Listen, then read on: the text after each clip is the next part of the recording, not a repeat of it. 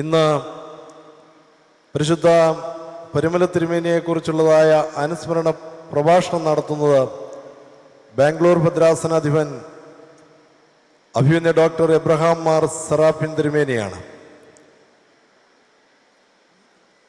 തിരുമേനിയോട് പ്രഭാഷണത്തിൻ്റെ കാര്യം പറഞ്ഞപ്പോൾ തന്നെ പരിശുദ്ധ ബാബാ തിരുമേനിയുടെ നിർദ്ദേശപ്രകാരം പ്രഭാഷണത്തിൻ്റെ കാര്യം പറഞ്ഞപ്പോൾ തന്നെ സന്തോഷപൂർവ്വം അത് സ്വീകരിക്കുകയും ഇന്ന് ഇവിടെ കൃത്യസമയത്ത് തന്നെ എത്തിച്ചേരുകയും ചെയ്തിട്ടുണ്ട്. തിരുമേനിയെയും പ്രത്യേകമായിട്ട് സ്വാഗതം ചെയ്യുന്നു. 26-ാം തീയതി മുതൽ കൊടിയേറ്റ് മുതൽ ഇവിടെ പരിശുദ്ധ ബാബാ തിരുമേനിയുടെ നിർദ്ദേശവും തിരുമേനി ചുമതലപ്പെടുത്തിയതുമനുസരിച്ച് ധരണം ഭദ്രാസനാധിപൻ അഭിമന്യ ഡോക്ടർ യുഹാനോൻ മാർ ക്രിസോസ്റ്റോമോസ് തിരുമേനി ഇവിടെ താമസിച്ചുകൊണ്ട് ശുശ്രൂഷകൾക്ക് ക്രമീകരണങ്ങൾക്കും നേതൃത്വം നൽകുന്നു. തിരുമേനിയെ പ്രത്യേകമായിട്ട് സ്വാഗതം ചെയ്യുന്നു. വചന ശുശ്രൂഷയ്ക്കായിട്ട് സറാഫിൻ തിരുമേനിയെ ക്ഷണിച്ചുകൊണ്ട് നിർത്തുന്നു.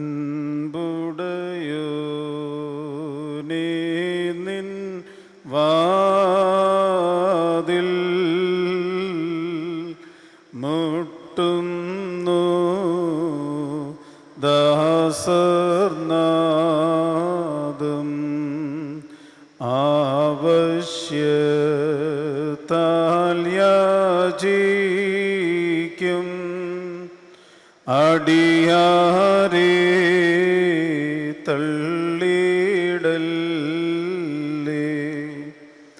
ഒന്നായിരിക്കുന്ന പിതാവിനും പുത്രനും ജീവനുള്ള പരിശുദ്ധ റൂഹായിക്കും സ്തുതി, ആദ്യം മുതൽ എന്നും എന്നേക്കും തന്നെ. ആമേൻ. പരിശുദ്ധ ബാബാ തിരുമേനി, അഭിവന്യ പിതാക്കന്മാരെ, വന്യ വൈദിക ശ്രേഷ്ഠരെ, റംബാച്ചന്മാരെ, കന്യാസ്ത്രീകളെ,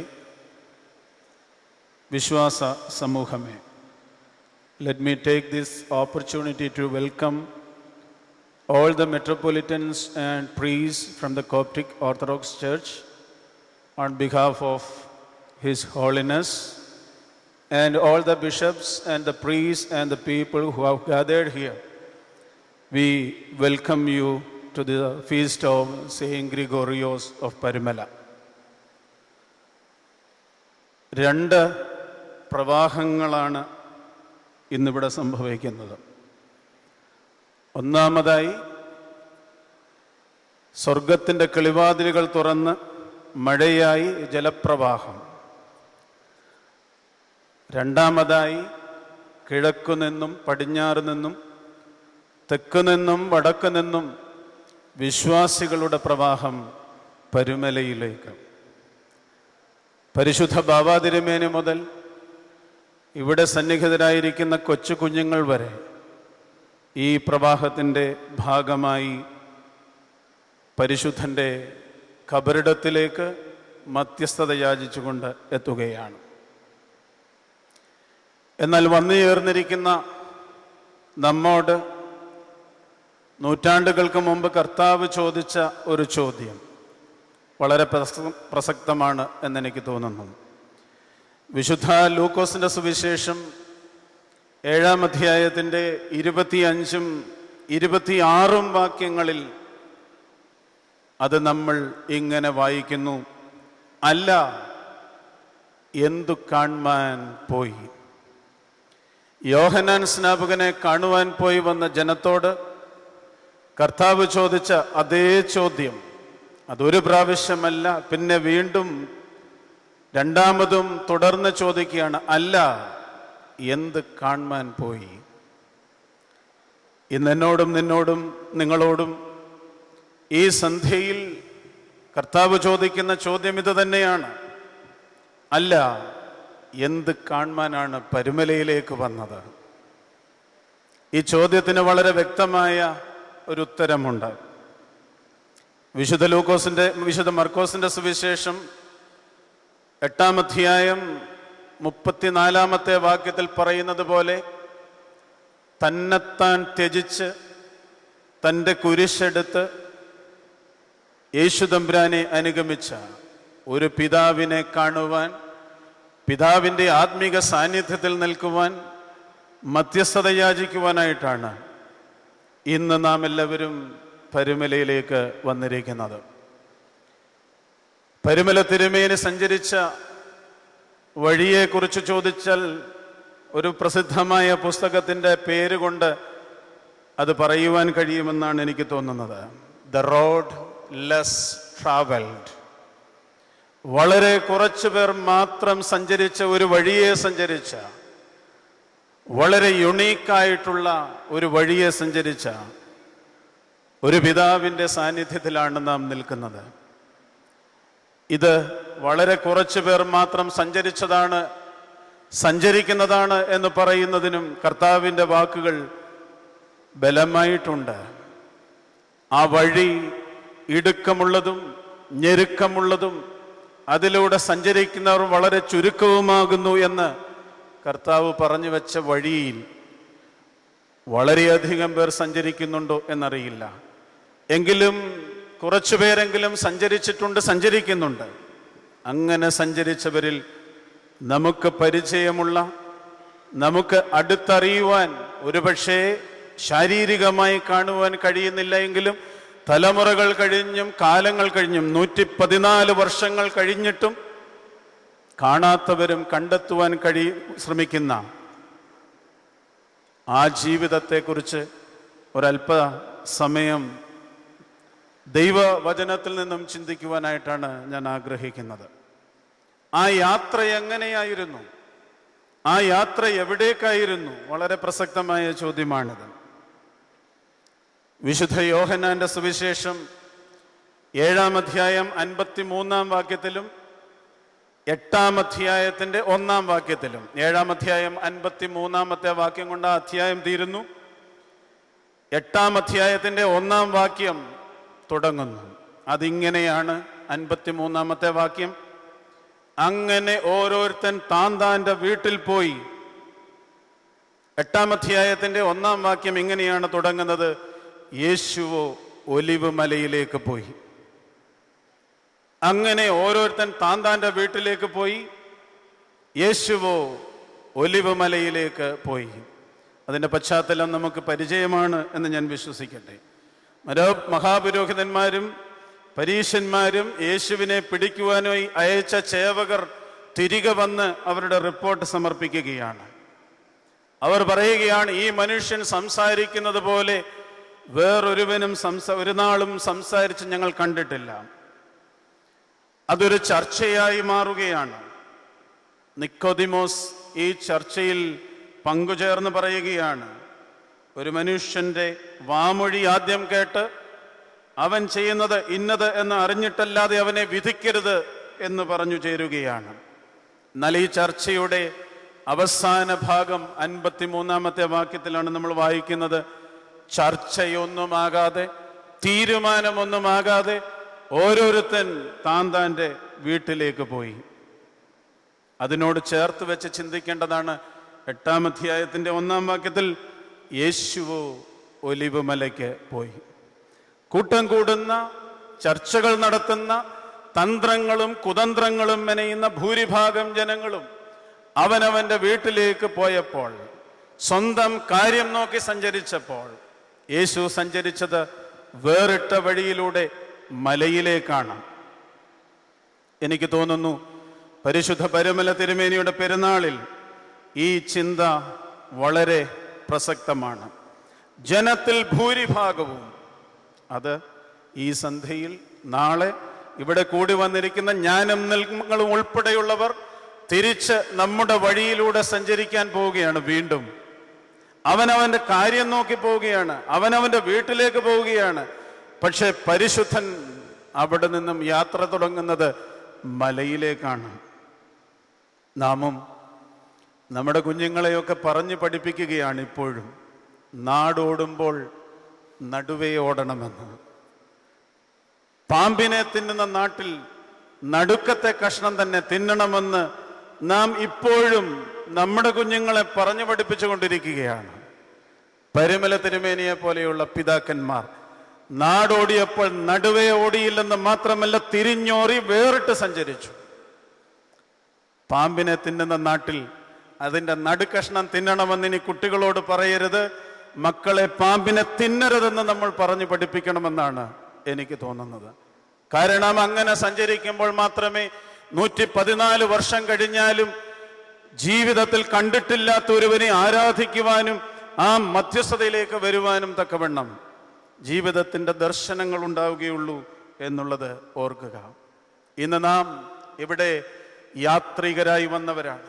നാം ഇതുപോലെ ധാരാളം യാത്രകൾ ചെയ്യാറുണ്ട്. പക്ഷേ തീർത്ഥാടനങ്ങൾ കുറഞ്ഞു പോകുന്നു. നാം ധാരാളം കാഴ്ചകൾ കാണാറുണ്ട്. പക്ഷെ ദർശനങ്ങൾ കുറഞ്ഞു പോകുന്നു. കാലങ്ങൾക്ക് മുമ്പേ, എനിക്ക് തോന്നുന്നു കാലങ്ങൾക്ക് മുമ്പേ ആദ്യമായി പരുമലയിലേക്ക് തീർത്ഥയാത്ര നടത്തിയത് പരുമല തിരുമേനി തന്നെയാണ്. എൻ്റെ പ്രായത്തിലുള്ള ഈ കാലഘട്ടത്തിൽ ജീവിക്കുന്ന ആരെങ്കിലും ആയിരുന്നെങ്കിൽ മുളന്തുരുത്തിയിൽ നിന്ന് നേരെ എറണാകുളത്തേക്ക് പോകുവാനായിട്ടായിരുന്നു ആഗ്രഹിക്കുന്നത്. കാരണം അവിടെയാണല്ലോ കാഴ്ചകളുള്ളത്, അവിടെയാണല്ലോ നമുക്ക് നമ്മുടെ കണ്ണിന് ആനന്ദകരമായ കാഴ്ചകളുള്ളത്. പക്ഷേ അവിടെ നിന്നിറങ്ങി ഇവിടെ ഒരു കാവ്, ഒരു കാട്ടിൽ വന്ന് ഇതിനെ പരുമലയാക്കി തീർത്ത ഒരു തീർത്ഥാടനത്തിന്റെ ചരിത്രമാണ് പരിശുദ്ധ പരുമല തിരുമേനിയുടേത്. പരുമലയിൽ പ്രത്യക്ഷത്തിൽ മലയൊന്നുമില്ല. എന്നാൽ നമ്മുടെ ആരാധനാക്രമത്തിലെ ഒരു വാക്ക് ഞാൻ കടമെടുക്കട്ടെ. നയനാഗോചരമായ ഒരു മല ഇവിടെയുണ്ട്. കണ്ണിന് കാണുവാൻ കഴിയാത്ത ഒരു മല ഈ പരുമലയിലുണ്ട്. വിശുദ്ധിയുടെ, ജീവിതത്തിൻ്റെ ദർശനത്തിൻ്റെ, ആത്മാവിൻ്റെ ബലത്തിൻ്റെ ഒക്കെ ഒരു കുന്നുകൂട്ടി അതിൻ്റെ മുകളിൽ കയറിയിരുന്ന ഒരു പിതാവ്.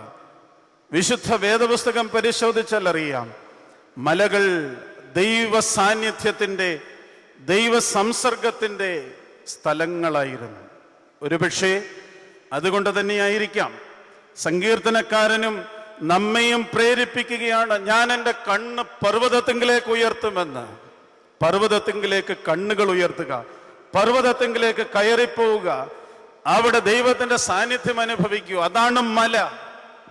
ഈ പരുമലയും അത്തരത്തിലുള്ള ജീവിതത്തിൻ്റെ വിശുദ്ധിയുടെ, ദർശനങ്ങളുടെ, ആത്മസംസർഗത്തിൻ്റെ, ആത്മബലത്തിൻ്റെ ഒരു മലയാണ് എന്ന് പറയുന്നതിൽ സംശയമില്ല. മല കയറിയ മനുഷ്യരുടെ ചരിത്രമാണ് വിശുദ്ധ വേദപുസ്തകത്തിൻ്റെ ചരിത്രമെന്ന് വേണമെങ്കിൽ പറയാം. മല കയറിയ മനുഷ്യരുടെ ചരിത്രവുമായി, അവരുടെ ജീവിതത്തിൻ്റെ അനുഭവവുമായി, മലയിലെ അനുഭവങ്ങളുമായി വളരെയധികം ബന്ധം ഈ പരുമലയ്ക്ക്, നയനാഗോചരമായ ഈ മലയ്ക്കുണ്ട് എന്നാണ് എൻ്റെ വിചാരം. പ്രിയമുള്ളവരെ, നമ്മുടെ യാത്രകൾ വളരെ വിശാലമാണ്. പ്രത്യേകിച്ചും ഇന്നത്തെ പരുമല പദയാത്രകൾ വിഭവസമൃദ്ധമാണ്. റോഡ് നീളെ ഇഷ്ടം പോലെ ഭക്ഷണവും കഴിച്ച് നമ്മൾ ചെയ്യുന്ന ഈ യാത്രകളിൽ മലയിലേക്ക് കയറുവാൻ കഴിയുന്ന യാത്രകളാണോ എന്ന് കാര്യമായി നാം പരിശോധിക്കേണ്ടതാണ്. ഞാൻ പറയുവാനായിട്ട് ശ്രമിക്കുന്നത്, പരിശുദ്ധനായ പരുമല തിരുമേനി കുടിയിരുന്ന നയനാഗോചരമായ പരുമലയിൽ വിശുദ്ധ വേദപുസ്തകത്തിലെ പിതാക്കന്മാർ കയറിയ മലയുടെ അനുഭവങ്ങൾ സമ്മേളിപ്പിച്ചിട്ടുണ്ട് എന്നാണ് പറയുവാനായിട്ട് ശ്രമിച്ചത്. നമുക്കറിയാം, അറാറാത്ത് മല, അറാറാത്ത് പർവ്വതം, നോഹ എന്ന മനുഷ്യന്റെ നീതിയുള്ള നിലപാടുകളുടെ മല, ദൈവകൽപ്പനയുടെ അളവ് തെറ്റിക്കാതെ ജീവിച്ചതിൻ്റെ മല, ദൈവം നൽകിയ ഉറപ്പിന്റെ അടയാളമായ മല, നാശകരമായ തുടർ മഴയ്ക്കും പ്രളയത്തിനും ശേഷം പുതിയ ജീവന്റെ സൂര്യനെ കണ്ടെത്തിയ മലയാണ് അറാറാത്ത് മല. നോഹ പണിതുയർത്തിയ പെട്ടകമുറച്ചത് ഈ മലയിലാണ് എന്നുള്ളത് നമ്മൾ പ്രത്യേകം സ്മരിക്കേണ്ട ഒന്നാണ്. ഇവിടെ ഇതാ ഈ പരുമലയിൽ സഭാജീവിതവും കൗദാശിക ജീവിതവും ആരാധനാ ജീവിതവും സമഞ്ജസമായി സമ്മേളിപ്പിച്ച് അതിൻ്റെ അളവിന് ഒരു കുറവും വരുത്താതെ നീതിയോടെ ജീവിച്ച ഒരു പുണ്യപിതാവിൻ്റെ മലയിലാണിന്ന് നമ്മൾ കയറിയിരിക്കുന്നത്. ഈ പരുമല കയറ്റം അത്ര നിസ്സാരമായ ഒന്നല്ല, അത്ര ഈസി ആയിട്ടുള്ള ഒന്നല്ല. പ്രാർത്ഥിച്ചാലും ഉപവസിച്ചാലും മതിവരാതിരുന്ന ഒരു പിതാവിൻ്റെ അളവുകൾക്ക് വ്യത്യാസം വരുത്താതെ, ദൈർഘ്യങ്ങൾ കുറയ്ക്കാതെ വലിച്ചു നീട്ടണമെന്നല്ല പറയുന്നത്. പിന്നെയോ ആരാധനയ്ക്ക് അളവിൽ വ്യത്യാസം വരാതെ, വെള്ളം കലർത്താതെ, ഡൈല്യൂട്ട് ചെയ്യാതെ ജീവിച്ച ജീവിതത്തിന്റെ ഒരു ദർശനമുണ്ട് പ്രിയമുള്ളവരെ. പരിശുദ്ധ പരുമല തിരുമേനി പണിതുയർത്തിയ ഈ മലയിൽ, നിർഭാഗ്യവശാൽ ഈ പരുമലയിലേക്ക് ഇന്ന് നാം യാത്ര ചെയ്തതിൻ്റെ നെറുകയിൽ നിന്ന് താഴേക്ക് ഇറങ്ങുമ്പോൾ വീണ്ടും നമ്മൾ സഞ്ചരിക്കുവാൻ പോകുന്നത് ഇൻസ്റ്റന്റ് കോഫിയിലേക്ക്, ഫാസ്റ്റ് ഫുഡിലേക്ക്. എന്തിനധികം കുട്ടി ക്രിക്കറ്റ് കണ്ട് എല്ലാം ചെറുതാകണമെന്ന് ചിന്തിക്കുന്ന ഒരു മനസ്സിന്റെ തലത്തിലേക്ക് നാം വീണ്ടും വീഴുകയാണ്. പ്രാർത്ഥനയുടെയും ആരാധനയുടെയും ഉപവാസത്തിൻ്റെയും ഒന്നും അളവ് തെറ്റിക്കാതെ ജീവിച്ച ഒരു പുണ്യപിതാവിൻ്റെ ജീവിതമാണ് ഈ പരുമല. നമ്മൾ അളവ് തെറ്റിക്കുന്നതിന് ധാരാളം കാരണങ്ങൾ പറയുന്നതിൽ ഒരു കാരണം എന്താണ്? സമയമില്ല എന്നല്ലേ? എന്തിന് സമയമില്ലെന്നാണ്? കുടുംബമില്ലാതെ വീട് പണിയുന്നതിൻ്റെ തിരക്ക്, ആരാധനയില്ലാതെ കോടികൾ മുടക്കി പള്ളി പണിയുന്നതിൻ്റെ തിരക്ക്, ആത്മാവ് നഷ്ടപ്പെടുത്തിയിട്ട് ശരീരം പുഷ്ടിപ്പെടുത്തുന്നതിൻ്റെ തിരക്ക്. ഈ തിരക്ക് കൊണ്ട് നമ്മൾ പറഞ്ഞു വെക്കുകയാണ് പരുമലയിൽ കയറുവാൻ സമയമില്ല എന്ന്. ഞാൻ പറഞ്ഞത് ശ്രദ്ധിക്കുമെന്നാണ് എൻ്റെ വിചാരം. വലിയ വീടുകൾ, അതിൻ്റെ പിന്നാലെ സമയമില്ലാതെ ഓടി നടന്ന് നഷ്ടപ്പെടുന്ന കുടുംബങ്ങൾ, വലിയ പള്ളികൾ, അതിനുള്ളിൽ ആരാധനയ്ക്ക് സമയമില്ലാത്ത ജനസമൂഹം, മനോഹരമായ സൗന്ദര്യമുള്ള ആരോഗ്യമുള്ള ശരീരം, ഉള്ളിലെ ആത്മാവ് ശോഷിച്ചു പോകുന്ന ജീവിതങ്ങൾ. അളവ് നഷ്ടപ്പെടുത്തുന്നതിൻ്റെ കാരണം ഇതാണ്. ഇവിടെയാണ് നാം ശ്രദ്ധിക്കേണ്ടത്. കുറച്ചു കാലം മാത്രം ജീവിച്ചിട്ടും ക്വാളിറ്റിയുള്ള ഒരു ലൈഫ് പ്രദാനം ചെയ്ത യേശു തമ്പുരാൻ 33.5 വർഷം മാത്രം ജീവിച്ചിട്ട് ക്വാളിറ്റിയുള്ള ഒരു ലൈഫ് നമ്മെ കാണിച്ചു തന്ന ഒരു ദൈവത്തിൻ്റെ പിന്നാലെ പോയ ഒരു പിതാവ് 54 വർഷം മാത്രം ജീവിച്ച് വളരെ വ്യത്യസ്തമായ, അളവുകൾ കുറയ്ക്കാതെ, കൽപ്പനകൾ തെറ്റിക്കാതെ ജീവിച്ച ഒരു പുണ്യപിതാവ് ജീവിച്ച മലയിലാണ് നാം ഇപ്പോൾ ഇരിക്കുന്നത് എന്നുള്ളത് വിസ്മരിച്ചു പോകരുത്. മറ്റൊരു മലയാണ് മോറിയ മല. ദൈവാനുസരണത്തിന്റെ മലയാണ് മോറിയ മല. അബ്രഹാം തൻ്റെ മകനേക്കാൾ സ്നേഹിച്ചത് മോറിയ മലയിലേക്കുള്ള കാൽവയ്പ്പുകളാണ്. അനുസരണം ബലിയേക്കാൾ നല്ലത് എന്ന് വെളിച്ചം വിതറുന്ന മലയാണ് മോറിയ മല. ദേഹകാലത്ത് യോഗകാലത്തിൻ്റെ വഴിതെളിച്ചു പോവുക എന്നുള്ളത് വളരെ പ്രസക്തമായ ഒന്നാണ്. സ്വയകേന്ദ്രീകൃത ജീവിത ശൈലിയിലേക്ക് താൻ ജീവിച്ച കാലഘട്ടത്തിൽ ഒരു ബദൽ രേഖ സമർപ്പിച്ച ജീവിതമായിരുന്നു നോഹയുടേത്. വിശുദ്ധ മത്തായിയുടെ സുവിശേഷം 10-ാം അധ്യായം 39-ാമത്തെ വാക്യത്തിൽ നമ്മൾ വായിക്കുന്നുണ്ടല്ലോ, സ്വന്തം ജീവൻ കണ്ടെത്തുന്നവൻ അത് നഷ്ടപ്പെടുത്തും, എന്നെ പ്രതി സ്വന്തം ജീവൻ നഷ്ടപ്പെടുത്തുന്നവൻ അത് കണ്ടെത്തും, സ്വയം നഷ്ടപ്പെടുത്തുന്നവൻ ജീവിതത്തെ കണ്ടെത്തും എന്നാണ് കർത്താവ് പഠിപ്പിച്ചത്. കമ്പോള സംസ്കാരത്തിൽ ജീവിക്കുന്ന നമുക്ക് അത് അത്രയധികം മനസ്സിലാകും എന്ന് തോന്നുന്നില്ല. ശ്രദ്ധിച്ചാലറിയാം, പണ്ട് ചന്ത നമ്മളുടെ ജീവിതത്തിന്, നമ്മുടെ ഗ്രാമത്തിന് വെളിയിലായിരുന്നു. ചന്തയിൽ പോയിട്ട് വരികയാണ്, അല്ലെ ചന്തയിലേക്ക് പോവുകയെന്നാണ് നമ്മൾ പറഞ്ഞുകൊണ്ടിരുന്നത്. ഇപ്പോൾ ചന്ത, ഇപ്പോൾ കമ്പോളം നമ്മുടെ ജീവിതത്തിൻ്റെ അകത്താണ്. എല്ലാറ്റിനും കൊടുക്കൽ വാങ്ങലിൻ്റെ വിലയാണുള്ളത്. ഇവിടെ ജീവിതം നഷ്ടപ്പെടുത്തുവാൻ, മകനെ നഷ്ടപ്പെടുത്തുന്ന അബ്രഹാമിനെ പോലെ ജീവിക്കുവാൻ കഴിയുകയില്ല. പ്രിയമുള്ളവരെ, ഇവിടെ പരിശുദ്ധനായ പരുമല തിരുമേനി തന്നെ നഷ്ടപ്പെടുത്തി ജീവിച്ച ഒരു ജീവിതത്തിന്റെ ശൈലിയുണ്ട്.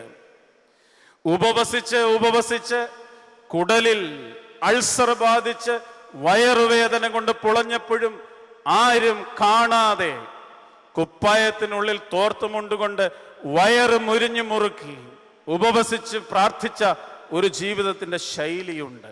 തന്നെ നഷ്ടപ്പെടുത്തുമ്പോൾ നേടാൻ പലതുമുണ്ടെന്ന് കാണിച്ച 54 വർഷം മാത്രം ജീവിച്ച് ജീവിതത്തിൻ്റെ ചില ദർശനങ്ങൾ നമുക്ക് കാണിച്ചു തന്ന പരിശുദ്ധ പരുമല തിരുമേനിയുടെ മലയാണിത്. ഇനിയുമുണ്ട് മലകൾ, ഹോറേബും സീനായിയും ഉണ്ട് നമ്മുടെ മുമ്പാകെ. ഉൾക്കാഴ്ചയുടെ കത്തുന്ന മുൾപടർപ്പായ ഹോറേബ്, ഉടമ്പടി മലയായ സീനായി. നമ്മൾ വിശുദ്ധ വേദപുസ്തകത്തിൽ വായിക്കുന്നുണ്ട്, മോശയുടെ മരണനാഴികയോളം അദ്ദേഹത്തിന്റെ കണ്ണു മങ്ങാതെയും ദേഹബലം ക്ഷയിക്കാതെയും ഇരുന്നുവെന്ന്. അതിന്റെ കാരണം ഈ രണ്ട് മലകളാണെന്ന് വേണമെങ്കിൽ പറയാം. യൗവനത്തിൽ തന്നെ നിയോഗത്തിന്റെ തിരിച്ചറിവുണ്ടാക്കിയ മലയാണ് ഹോറേബ്. ആ ഹോറേബ് അവസാനം വരെ മോശയുടെ കാഴ്ചപ്പാടുകളെ നയിച്ചു കൊണ്ടിരുന്നു. നീണ്ട രാപ്പകലുകളിലെ നോമ്പുകൾ അതിൻ്റെ ഉച്ച അവസ്ഥയിൽ ലഭിച്ചതാണ് സീനായി മല. കൽപ്പനകളുടെ അച്ചടക്കത്തിൽ നിന്ന് ലഭിച്ച കൽപ്പനകൾ സീനായി മലയിൽ നാം കാണുന്നുണ്ട്. മോശയ്ക്ക് ഉൾക്കാഴ്ചയുണ്ടായതുപോലെയും കൽപ്പനകൾ ലഭ്യമായതുപോലെയും നോമ്പിലൂടെയും ഉപവാസത്തിലൂടെയും പരിശുദ്ധ പരുമല തിരുമേനിക്ക് ഇവിടെ ഒരു ഉൾക്കാഴ്ചയും ഒരു ഉൾബലവും ഉണ്ടായി. അപകടം പിടിച്ച ഒന്നാണ് ഈ ദർശനം എന്നുള്ളത് നമുക്കറിയാം.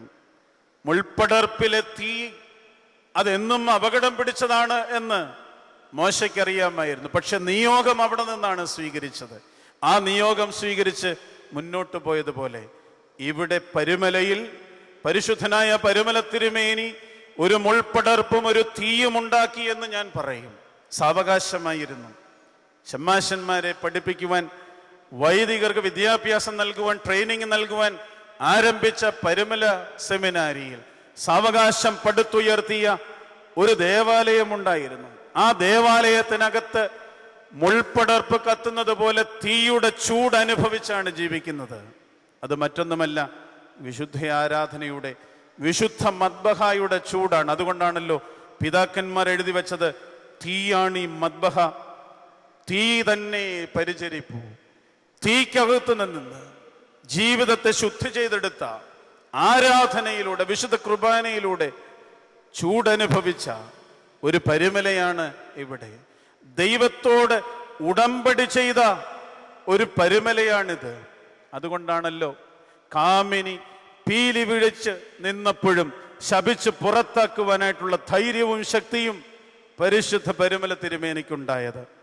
താടകളും ശൂർപ്പണകളും നടമാടുന്ന ഈ കാലഘട്ടത്തിൽ, സന്യസ്തനും വിവാഹിതനും ഒരുപോലെ തെറ്റിപ്പോകുന്ന ഒരു കാലഘട്ടത്തിൽ, പരിശുദ്ധ പരുമല തിരുമേനിയുടെ പരുമലയിലെ ജീവിതത്തിന്റെ ദർശനം, ഹോറേബിലെ കത്തുന്ന തീയുടെ ചൂടിൽ നിന്ന്, സീനായിയുടെ മുകളിലെ കൽപ്പനയുടെ ഉടമ്പടിയിൽ നിന്ന് വാർത്തെടുത്ത ഒരു ജീവിതത്തിന്റെ ദർശനം ഇവിടെ നമുക്ക് പാഠമാകണം.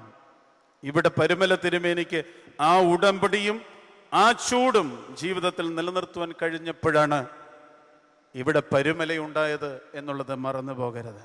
വീണ്ടുമുണ്ട് കർമ്മേൽ പർവ്വതം. ഏലിയാവിന്റെ കർമ്മേൽ സത്യസന്ധതയുടെ ആളിക്കത്തലാണ്. അരമനയിലും അമ്പാടിയിലും ഒരേ സ്വരമുള്ളവന്റെ ശോഭയുള്ള വ്യക്തിത്വമാണ് ഏലിയാവിൻ്റെത്. പക്ഷേ ഇന്ന് നമ്മൾ ജീവിക്കുന്നത് നുണ പറച്ചിലിന്റെ ഒരു കാലഘട്ടത്തിലാണ്. പെയ്ഡ് നുണകളാണിന്ന് മാധ്യമങ്ങൾ പോലും സപ്പോർട്ട് ചെയ്യുന്ന, കാശ് കൊടുത്തിറക്കുന്ന നുണകളുടെ ഒരു ജീവിതം. എല്ലാ ബന്ധങ്ങളിലും നുണപറച്ചിലുകളുള്ള ഒരു സംസ്കാരത്തിൽ ജീവിക്കുമ്പോൾ പരുമല നമുക്കൊരു പാഠമാണ്. അതുകൊണ്ട് തന്നെയാണ് തൻ്റെ പിൻഗാമിയെ പറഞ്ഞു പഠിപ്പിക്കുവാനായിട്ട് ഒരുപക്ഷെ ശ്രമിച്ചു കാണും. അല്ലെങ്കിൽ പിൻഗാമി പറഞ്ഞത്, മക്കളെ സത്യം ജയിക്കുമെന്ന് ഗുരു പഠിപ്പിച്ചതാണ് എന്നാണ് എൻ്റെ വിചാരം. നുണകൾ നിലനിൽക്കുകയില്ല, സത്യം മാത്രമേ നിലനിൽക്കുകയുള്ളൂ എന്നുള്ള ആ വലിയ ദർശനം കർമ്മേല് പോലെ പരുമലയിൽ പടുത്തുയർത്തിയ ഒരു മലയുടെ മുകളിൽ നിന്നാണ് നാം കേട്ടതും അടുത്ത തലമുറയിലേക്ക് കൈമാറിയതും. പഴയ നിയമത്തിൽ ഇങ്ങനെ ധാരാളമുണ്ട്, പുതിയ നിയമത്തിലുമുണ്ട്. പ്രലോഭകനെ തോൽപ്പിച്ച മലയുണ്ട്, ശിഷ്യന്മാരെ തെരഞ്ഞെടുത്ത മലയുണ്ട്, നോമ്പുകാരെ കൂട്ടിച്ചേർത്ത മലയുണ്ട്, മറുരൂപ മലയുണ്ട്, ഗിരിപ്രഭാഷണത്തിന്റെ മലയുണ്ട്, വിയർപ്പ് രക്തമാക്കുന്ന പ്രാർത്ഥനയുടെ, അതിനെയും മലയെന്ന് ഞാൻ പറയട്ടെ, സഹനമരണത്തിന്റെ ഗോകുൽത്തായുണ്ട്. പുതിയ നിയമത്തിലും മലകൾ കുറവല്ല. കാരണം യേശുക്രിസ്തു കയറിയത് മുഴുവൻ ഈ മലയിലേക്കാണ്. നിരന്തരമായി ഈ മലയിലേക്ക് യാത്ര ചെയ്യുക. എന്താ പ്രിയമുള്ളവരെ, എനിക്ക് തോന്നുന്നു ഈ യാത്ര നമ്മെ ഓർമ്മിപ്പിക്കുന്നത്, നമ്മെ പഠിപ്പിക്കുന്നത് നമ്മുടെ ബോധം ഉയരങ്ങളിലേക്ക് ഉയർത്തണമെന്നുള്ളതാണ്. അതുകൊണ്ടാണല്ലോ ആരാധനയിലും നാം ഇങ്ങനെ കൈകൾ ഉയർത്തി പറയുന്നത്, നമ്മുടെ ബോധങ്ങളും വിചാരങ്ങളും ഹൃദയങ്ങളും മേലിൽ ഇരിക്കണം എന്നുള്ളത്. ബോധങ്ങളും വിചാരങ്ങളും ഹൃദയങ്ങളും മേലിലേക്ക് ഉയർത്തുന്നതാണ് പുതിയ നിയമത്തിലെ മലകളൊക്കെ. പരിശുദ്ധ ബാബാ തിരുമേനിയും ഡോക്ടർ രാധാകൃഷ്ണനും ഇന്ന് ഉച്ചകഴിഞ്ഞുള്ള മീറ്റിംഗിൽ പറഞ്ഞത് ഞാൻ ഓർക്കുന്നു. അങ്ങനെ ബോധങ്ങളും വിചാരങ്ങളും ഹൃദയങ്ങളും മനസ്സും നമ്മുടെ വ്യക്തിത്വവുമൊക്കെ ഉയരങ്ങളിലേക്ക് കയറുമ്പോഴാണല്ലോ താഴെയുള്ള മതിലുകൾ കാണാതാകുന്നത്. നിങ്ങൾ ശ്രദ്ധിച്ചിട്ടുണ്ടെങ്കിൽ അറിയാം. ഉയരങ്ങളിലേക്ക് കയറുമ്പോൾ ബൗണ്ടറികൾ കാണാതാവുകയാണ്. ഉയരങ്ങളിലേക്ക് കയറുമ്പോൾ മതിലുകൾ ഇല്ലാതാവുകയാണ്. പരിശുദ്ധനായ പരുമല തിരുമേനി ഉയരങ്ങളിലേക്ക് കയറിയത് കൊണ്ടാണ് ഹിന്ദുവും മുസൽമാനും ക്രിസ്ത്യാനിയും ഒക്കെ സമഞ്ജസമായി സമ്മേളിച്ച് ഇവിടെ നിൽക്കുന്നത്. മതിലുകളില്ല, വിശുദ്ധന് വേർതിരിവുകളില്ല. വിശുദ്ധൻ കാരണം ഉയരങ്ങളിൽ നിന്നാണ് നോക്കുന്നത്. ഉയരങ്ങളിലേക്ക് കയറുമ്പോഴാണ് മതിലുകൾ ഇല്ലാതാകുന്നത്, വേർപെടലുകൾ ഇല്ലാതാകുന്നത്, കലഹങ്ങൾ ഇല്ലാതാകുന്നത്, ശണ്ഠകൾ ഇല്ലാതാകുന്നത്. ഈ പെരുന്നാൾ, ഈ പരുമലയിലേക്കുള്ള വരവ് കുറെ കൂടെ ഉയരങ്ങളിലേക്ക് നമ്മുടെ ബോധങ്ങളും വിചാരങ്ങളും ജീവിതങ്ങളും ഉയർത്തുവാൻ പ്രിയമുള്ളവരെ നമ്മെ പ്രേരിപ്പിക്കുന്നതാണ്. പരുമലയിൽ വീണ്ടും ഞാൻ പറയുകയാണ്, മതിലുകളില്ലല്ലോ, അതിരുകളില്ലല്ലോ, എല്ലാവരും ഒരുമിച്ച് ചേരുകയാണ് ഇവിടെ. അതാണ് വിശുദ്ധന്റെ ജീവിതം. എന്റെയും നിങ്ങളുടെയും ജീവിതം കുടുംബങ്ങൾ പോലും കമ്പാർട്ട്മെന്റലിസ്റ്റ് ആയി പോയ ഒരു ജീവിതത്തിന്റെ സംസ്കാരത്തിലാണ് നാം ജീവിക്കുന്നത്. വീടുകൾ പണിത് കുട്ടികൾക്കുണ്ടാക്കി കൊടുക്കുന്ന മുറിയിൽ സ്കൂള് കഴിഞ്ഞ് കോളേജ് കഴിഞ്ഞ് തിരിച്ചു വരുന്ന കുട്ടി അപ്പനോടും അമ്മയോടും ചോദിച്ചു തുടങ്ങി, ആരാ എന്റെ മുറിയിൽ കയറിയതെന്ന്. മതിലുകളാണ്, വേർതിരിവുകളാണ്, കമ്പാർട്ട്മെന്റലൈസേഷൻ ആണ്. കാരണം എന്താണ്? വിശുദ്ധിയുടെ പർവ്വതങ്ങൾ നഷ്ടപ്പെട്ടു പോവുകയാണ്. കുടുംബങ്ങളിൽ പോലും അങ്ങനെ വേർതിരിവുകൾ സംഭവിക്കുന്ന ഒരു കാലഘട്ടത്തിലാണ് ഈ പരുമലയിൽ നാം സമ്മേളിക്കുന്നത്. ബോധങ്ങളും വിചാരങ്ങളും ഹൃദയങ്ങളും ഒക്കെ ദൈവസന്നിധിയിലേക്ക്, മലയിലേക്ക് ഉയർത്തി പുതിയൊരു ദർശനത്തോടെ ഈ മലയിറങ്ങുവാൻ നമുക്ക് ഇടയാകണം. കൂട്ടി ചേർത്ത് ഒന്ന് രണ്ട് കാര്യങ്ങളൂടെ പെട്ടെന്ന് പറഞ്ഞ് അവസാനിപ്പിക്കട്ടെ. പരുമല തിരുമേനിയെ പരുമല എന്ന കണ്ണാടിക്കൂട്ടിൽ ചില്ലടച്ചിട്ട് വെക്കുവാനായിട്ടാണ് നമുക്കെല്ലാവർക്കും താല്പര്യം. പക്ഷേ അതിന് വെളിയിലായിരുന്നു തിരുമേനി എന്നുള്ളത് വളരെ സത്യമായ ഒന്ന് നാം ദർശിക്കാതെ മനസ്സിലാകാതെ പോകുന്നുണ്ട്. ഊർശിലേം വരെ യാത്ര ചെയ്തത്, മനുഷ്യനിലേക്ക്, സമൂഹത്തിലേക്ക്, പ്രതിബദ്ധതയിലേക്ക് ഒക്കെ ഇറങ്ങിച്ചെന്നത്, സ്കൂളുകൾ സ്ഥാപിച്ചത്, യാത്രാ വിവരണങ്ങൾ എഴുതിയത്, സാമൂഹിക പ്രതിബദ്ധതയോട് പ്രവർത്തിച്ചത്. എന്തുകൊണ്ടാണ്? ഒരു പരിശുദ്ധന്, ഒരു ഭക്തന് ദൈവത്തോടുള്ള ബന്ധത്തിൽ നിന്ന് ഇത് ചെയ്യാതിരിക്കുവാൻ കഴിയുകയില്ല എന്നുള്ളതാണ് പരുമല തിരുമേനി ഉൾപ്പെടെയുള്ളവർ പറയുന്നത്. പരിശുദ്ധനായ യാക്കോബിന്റെ ലേഖനം 1-ാം അധ്യായത്തിന്റെ അവസാനത്തെ വാക്യത്തിൽ നാം എന്താണ് വായിക്കുന്നത്? യഥാർത്ഥ ഭക്തിയോ അനാഥരെയും വിധവമാരെയും അവരുടെ സങ്കടത്തിൽ ചെന്ന് കാണുന്നതും ലോകത്താലുള്ള കളങ്കം പറ്റാതെ വണ്ണം തന്നെത്താൻ സൂക്ഷിക്കുന്നതുമാണ് എന്ന്. വിശുദ്ധനും ഭക്തനും ഇങ്ങനെ രണ്ട് തലങ്ങളിൽ തങ്ങളുടെ ജീവിതത്തെ സമന്വയിപ്പിക്കുന്നവരാണ്. രണ്ട് തലങ്ങളിലെ സമന്വയമാണ്. ഒന്ന്, അത് വ്യക്തിപരമായ ജീവിതത്തിന്റെ വിശുദ്ധിയും, രണ്ട്, ആ വിശുദ്ധിയിൽ നിന്നുണ്ടാകുന്ന സാമൂഹിക പ്രതിബദ്ധതയും. അതുകൊണ്ട് പരുമല തിരുമേനിയുടെ പരുമല കയറി വന്നവർ തിരിച്ചിറങ്ങുമ്പോൾ വളരെ ശ്രദ്ധയോടെ ഓർക്കേണ്ട ഒന്നുണ്ട്. വിശുദ്ധിയുടെ പർവ്വതത്തിൽ പത്രോസ് പറഞ്ഞതുപോലെ കുടിലുകൾ കെട്ടി ജീവിക്കുവാനായിട്ടല്ല, പിന്നെയോ പരുമലയിൽ നിന്നും താഴേക്കിറങ്ങുമ്പോൾ വിശുദ്ധ ലൂക്കോസിന്റെ സുവിശേഷത്തിൽ നമ്മൾ വായിക്കുന്നത് പോലെ മറുരൂപത്തിന്റെ മലയിൽ നിന്ന് താഴേക്കിറങ്ങുമ്പോൾ ചന്ദ്രരോഗം പിടിച്ച രോഗിയുണ്ട്, അവിടെ സൗഖ്യം ആവശ്യമുണ്ട്, ഇടപെടലുകൾ ആവശ്യമുണ്ടെന്ന് സുവിശേഷം നമ്മെ പഠിപ്പിക്കുന്നില്ലേ പ്രിയമുള്ളവരെ? വിശുദ്ധ കുർബാന കഴിഞ്ഞ് പുറത്തേക്ക് ഇറങ്ങുന്നതിന് മുമ്പ് പുരോഹിതനോ മഹാപുരോഹിതനോ പറഞ്ഞു വിടാറില്ലേ, നിങ്ങൾ പ്രാപിച്ചിരിക്കുന്ന തണ്ണീർ കുടങ്ങളോടുകൂടി പോകുവാനായിട്ട്? യാത്രയ്ക്ക് പോവുകയാണ് ലോകത്തിലേക്ക്, മലയിറങ്ങി പോവുകയാണ്. ആരാധനയുടെ മലയിൽ നിന്ന് ജീവിതത്തിൻ്റെ പുതിയൊരു ദർശനവുമായി യേശു കുഞ്ഞിനെ കാണുവാനായിട്ട് വന്ന ആളുകൾ വേറെ വഴിയായി സഞ്ചരിച്ചതുപോലെ ഒരു വേറിട്ട വഴി, ഒരു ഡിഫറെന്റ് പാത്ത്, ഒരു യുണീക്ക് പാത്ത്, അതാണ് ഈ പരിമല നമുക്ക് നൽകുന്നത്. വിശുദ്ധിയുടെയും സാമൂഹ്യ പ്രതിബദ്ധതയുടെയും ഒരു തലം ഈ പരിമല നമ്മെ പഠിപ്പിക്കുന്നുണ്ട്. ഞാൻ എൻ്റെ വാക്കുകളെ ഉപസംഹരിക്കുകയാണ്. ലഭിച്ച സമയം അവസാനിക്കുകയാണ്. പ്രിയമുള്ളവരെ, ഞാൻ പറയുവാനായിട്ട് ശ്രമിച്ചത് നയനാഗോചരമായ പരിമലയിലേക്കാണ് നാം ഇന്ന് വന്നത് എന്നുള്ളതാണ്. ഈ പരിമല പഴയ നിയമത്തിലെയും പുതിയ നിയമത്തിലെയും യേശുതമ്പുരാനും വിശുദ്ധ പിതാക്കന്മാരും ഉൾപ്പെടെയുള്ളവർ കയറി ചവിട്ടി നിന്ന മലയുടെ ജീവിതാനുഭവങ്ങളുടെ സമഞ്ജസമായ സമ്മേളനത്തിൻ്റെ സ്ഥലമാണ്. ഇവിടെ നാം വന്ന് ഒരു നേർച്ചയിട്ട് ഭൗതികമായിട്ടുള്ള കാര്യങ്ങൾ നേടിയെടുത്ത് മടങ്ങിപ്പോവുക എന്നുള്ളതല്ല ലക്ഷ്യം. പിന്നെയോ സമസ്തമായ വളരെ വ്യത്യസ്തമായ ഒരു ജീവിതത്തിൻ്റെ ദർശനം, വളരെ വ്യത്യസ്തമായ ഒരു ജീവിത ശൈലി ഈ പെരുന്നാൾ കൊണ്ട് അനുഭവിക്കുവാൻ നമുക്കിടയാകട്ടെ. തിരികെ മടങ്ങിപ്പോകുമ്പോൾ ഒരു കാര്യം കൂടെ ഓർക്കുക. ഞാൻ ഓർമ്മിപ്പിച്ചതുപോലെ ചന്ദ്രരോഗം പിടിച്ച, ജീവിതത്തിൻ്റെ പ്രതിസന്ധികളുള്ള, ദുഃഖങ്ങളുള്ള, ആവശ്യങ്ങളുള്ള മനുഷ്യരുടെ അടുക്കലേക്ക് പരിമല തിരുമേനി ഇറങ്ങിയതുപോലെ, കൈനീട്ടിയതുപോലെ, കാലുകൾ വെച്ചതുപോലെ ഒന്നിറങ്ങുവാനും കൈനീട്ടുവാനും കാലുകൾ വിൽക്കുവാനുമുള്ള ഒരു പ്രേരണ ഈ പെരുന്നാൾ നമുക്ക് നൽകട്ടെ. പരിശുദ്ധൻ്റെ മധ്യസ്ഥത നമുക്ക് കാവലും തുണയുമാകട്ടെ.